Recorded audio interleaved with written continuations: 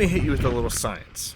Did you know that people who annually visit a lift service bike park tend to live 3 times longer and 7 times better than those who don't?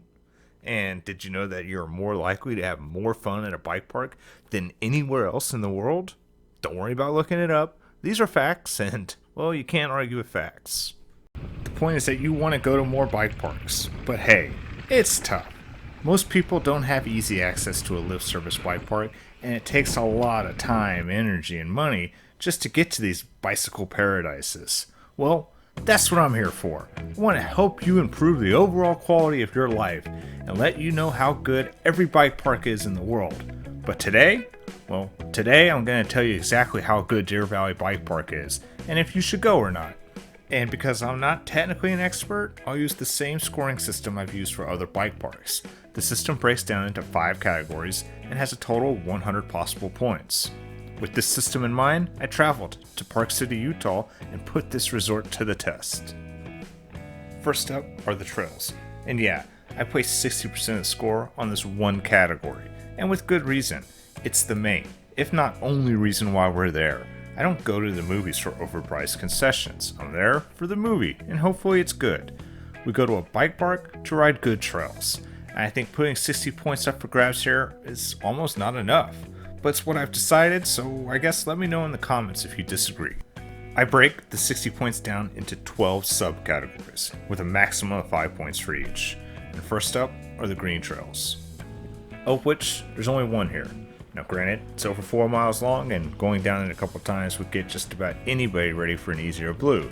But still, one green trail isn't exactly welcoming beginners with open arms. I'm giving a generous 2 points here for their one green trail. Deer Valley starts to step up their game with 8 blue trails, the hallmark being Tidal Wave. They brought in Gravity Logic to build this gym, and if you aren't familiar with them, just know they're a trail building company that's built some of the world's greatest trails.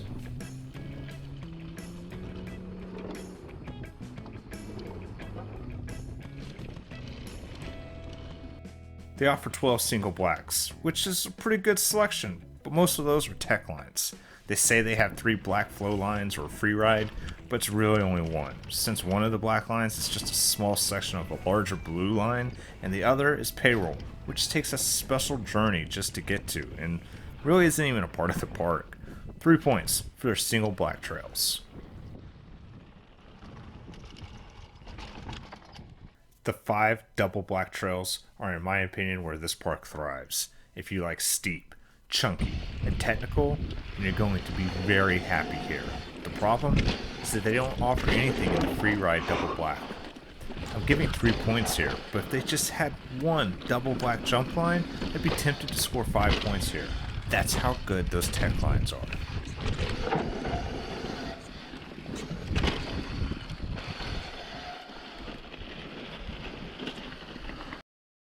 I'm sorry to report that they do not offer any pro lines here, but I am still giving them 1 point since they could easily grade 1 or 2 of those double black tech lines to a pro line.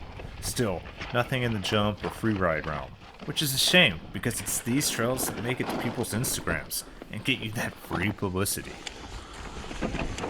Holy sh! Based on what I know, it was only a few years ago that Deer Valley decided they wanted to be a world-class bike resort. And with that decision came machine-built trails by people that really know what they're doing. Just 2 points here because you won't find a ton of flow here. But what they do have is great. For instance, Undertow might be the fastest trail I've ever ridden.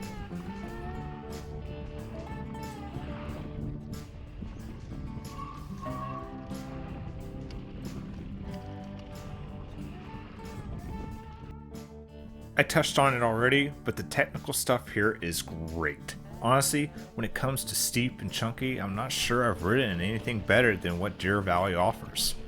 Easy 5 points, because if you like being slightly scared for your life while riding, then just know Deer Valley can give you a large serving of that.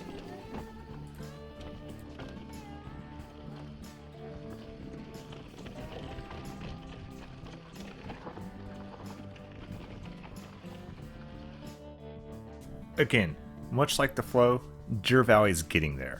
They have dedicated themselves to building a new line every year, Tidal Wave and Tsunami are excellent jump lines, but beyond that, it's hard to find trails where you can get both wheels off the ground. They're getting there, but just 2 points for now.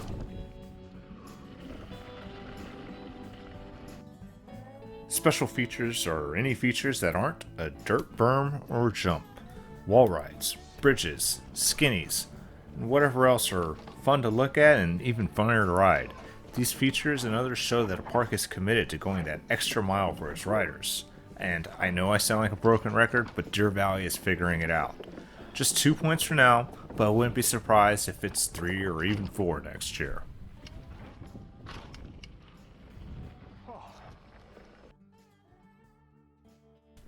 Every 6 trails scores you 1 point. And sorry XC trails, you are nice, but I'm only counting the downhill trails. Deer Valley gets 4 points here for their 25 trails. And just know, it'll take you at least 2 days to ride everything they have to offer. And I promise you, there'll be some trails that you want to go down more than once. Another 4 points here, because when it comes to maintenance, Deer Valley is on it. Every day I was there, I saw trail crews repairing berms and addressing other issues. And yes, before you ask, there were still plenty of brake bumps. But every bike park in the world is constantly battling brake bumps, and Deer Valley does about as good a job as anyone when taking care of their trails. Elevation basically means how much vertical there is, and with Deer Valley, it's a little tricky. For every 100 feet, I score 1 point, and technically Deer Valley has 2,100 feet, but it's broken up in a way that makes you take a lift in the middle of everything. It's my biggest pet peeve with this park, and I'll touch on it more later. But for now, 2,100 feet is, well, 2,100 feet, I guess. So 5 points for elevation.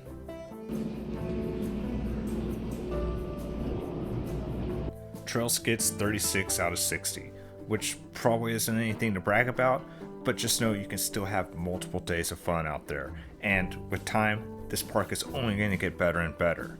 The next 4 categories are scored on a 1 to 10 scale. And we'll start with the staff. This category includes anyone and everyone that could be considered a Deer Valley employee. In both visits, I've been really pleased with the staff, and that's not a surprise either. Deer Valley is a world-class ski resort that hosted the Olympics not too long ago. It's easy to see how this transitions over to the summer staff and activities. 9 points for the Deer Valley crew. Just 2 points for their bikes. Rentals are important because not everyone is going to be able to bring a bike, or they're just like me and want a day or two on a premium dual crown downhill bike. So for these reasons, I think having a solid fleet to rent from is a big deal, and I was pretty disappointed with Deer Valley here. First, they only have 1 bike to choose from, a Rossignol. Never heard of them? It's okay, nor had I. Apparently, they're a really good snow ski maker, and in 2017 decided they wanted some of that cushy mountain bike money. And I'm not here to trash any company that wants to start making bikes. Honestly, I think it's awesome and a great sign for our sport. But it's clear, having ridden these bikes a couple times now, that, well, they're not very confidence-inspiring, and definitely not something I want to take really fast down a mountain. I hope and think Rossignol will get there one day, but for now, I wish Deer Valley offered a bike that wasn't built by a guy that specializes in something else. On top of all that, I think the bikes were the same ones from last year, and the staff that works on and rents the bikes out don't really come across as downhill mountain bikers, or even really mountain bikers. I could be wrong, and they were really nice guys. However, bike rentals are expensive, and the whole experience is really something I would like to see Deer Valley focus on. And it's fine if they don't want to build their fleet, but there needs to be better options at the resort's other bike stores. Anyways, sorry to rant. I just wanted to put it out there. Deer Valley has so much potential, and this is something I feel is really holding them back. The summer vibe at Deer Valley is really mixed. You have everything from mountain bikers to retired couples to families with young children. And don't get me wrong, it's a really cool place to be, but definitely leans more into the bougie than grimy. It's safe, it's clean, it's really nice, and it's still a ton of fun, but it does seem like Deer Valley rather cater more to the hiker than biker. Like, take their lift system for instance. If you wanted to ride the newest and most advertised trail Undertow 2 times in a row, you'd have to take 2 lifts in order to do so. From the bottom of Undertow, you'd have to hop on the Silver Lake Express chairlift, which takes you past the trailhead and all the way to the Silver Lake Village.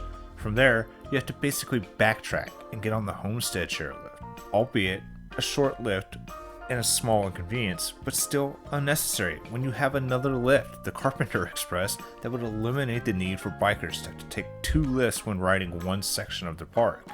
But it sits dormant every summer. Plus, you could still keep doing what you're already doing and leave the Homestead Express open for hikers and bikers that don't want to walk or ride the rest of the way to the Silver Lake Village or to the Sterling Express. And maybe I could be missing something, but to me, they're only doing this to make it slightly more convenient for a hiker to get around. Which, hey, that's fine, but a hiker's lift ticket is only a fraction of what a biker's is. Plus, a mountain biker is much more likely to buy multiple lift tickets over the course of a trip, and, a lifetime. Plus, as I mentioned, a biker could also be renting a bike and or buying more protective gear. As a business, it just doesn't make sense to me to not want to cater to the revenue source that has a significantly higher per person average. Anyways, sorry to rant again, but it's these simple things that I feel are really holding Deer Valley back. So for now, I'm only giving them 4 points for their vibe. Random drops and bonus shreds is just a miscellaneous category that is pretty subjective, and just a chance for me to award up to 10 more points for anything else I think deserves credit. I'll give it 9 points here, because despite my issues with Deer Valley, I cannot stress how much I enjoy riding this park. It's a ton of fun. Also, I can't stress this enough either, they are clearly headed in the right direction, and I have very high hopes for them in the future. Finally, it's only like 45 minutes from Salt Lake City Airport. You can't beat that. There it is. Deer Valley gets a 60. Now, I've said this in the past, that this isn't a math test, so don't let a 60 discourage you too much from going here. Honestly, I wouldn't try to talk anybody out of it, unless they were just seeking massive jump lines. Then this probably isn't the park for them. But I love it here. And if you're watching this in a couple years, you should know I wouldn't be surprised if this park was at 70 or even 80, because they will be, sooner than later.